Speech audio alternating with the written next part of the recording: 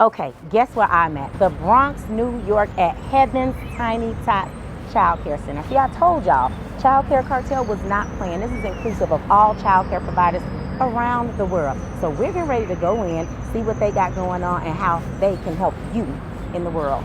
Bronx, stand up, let's go.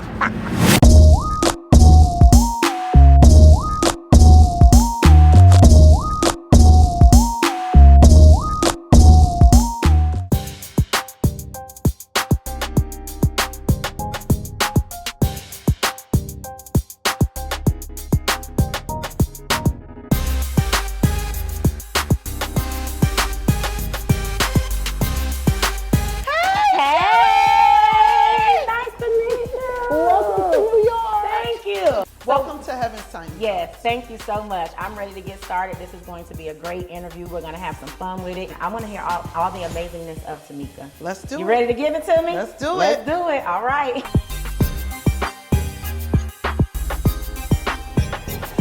How are you on your family relationships and just making sure that the same staff that are keeping those boundaries up in a staff and admin level are ensuring that they're facilitating the relationships with the parents while also maintaining boundaries in that aspect? When you come to our center, we greet you from the moment that you come in the door. And that also means saying, hey Sam, how you doing? Is everything okay?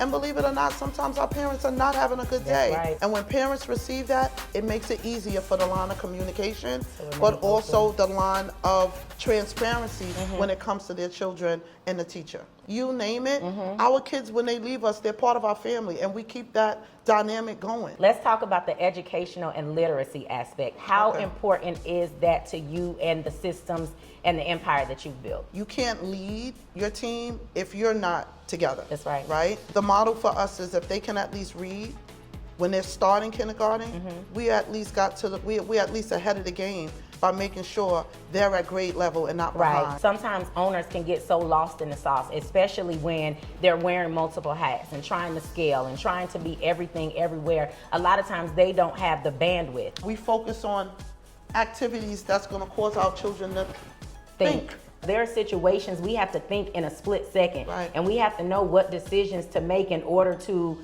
it could be a matter of staying afloat or going under, that critical thinking. So if that's not developed at an early age, when you get into adulthood, you can't flourish in high functioning positions such as being a child care owner or such as any, high level position, because critical thinking is really what's needed to keep everything afloat. In this business, if you can't pivot or critical think, this is not the business for you. It's not gonna work. You have to love what you do. Yeah, for sure. And the reason why I started this is my why. My son was my why. And you know what? That is crazy, like literally. He was my why. And when they hear my story and they see my life, they're like, it's okay.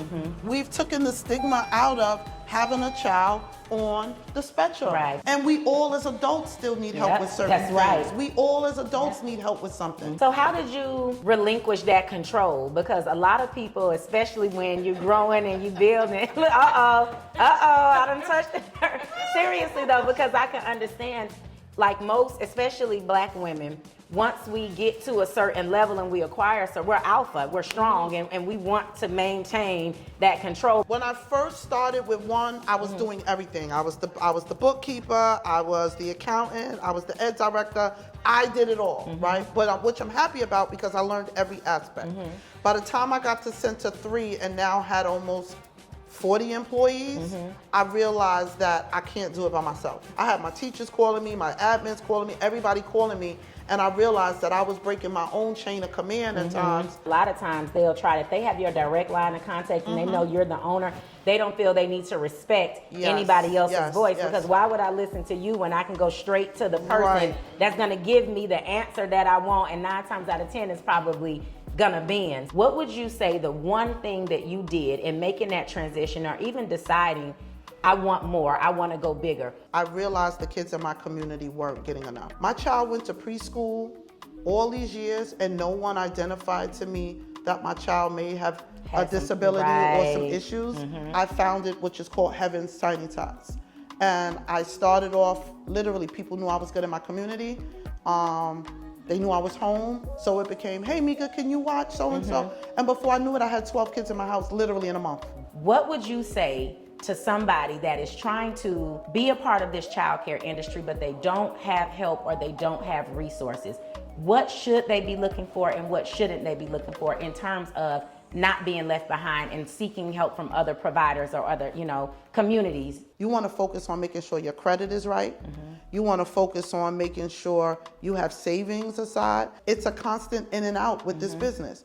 So if you can't fill every seat, and that includes being the cook, being the teacher, being the admin, being the bookkeeper, you're not ready. Well, I've enjoyed my time here. Thank you for allowing me in your space. Thank you for even having having me. It's going to be really good. Absolutely. Yes. Well, guys, this has been Tameka Silva. We are in the Bronx, but baby, Tameka is everywhere. And this isn't the last time we'll see you, Tameka. No. I really, really enjoyed being around you. We're going to do some work. Yes, we are. All righty, that's it.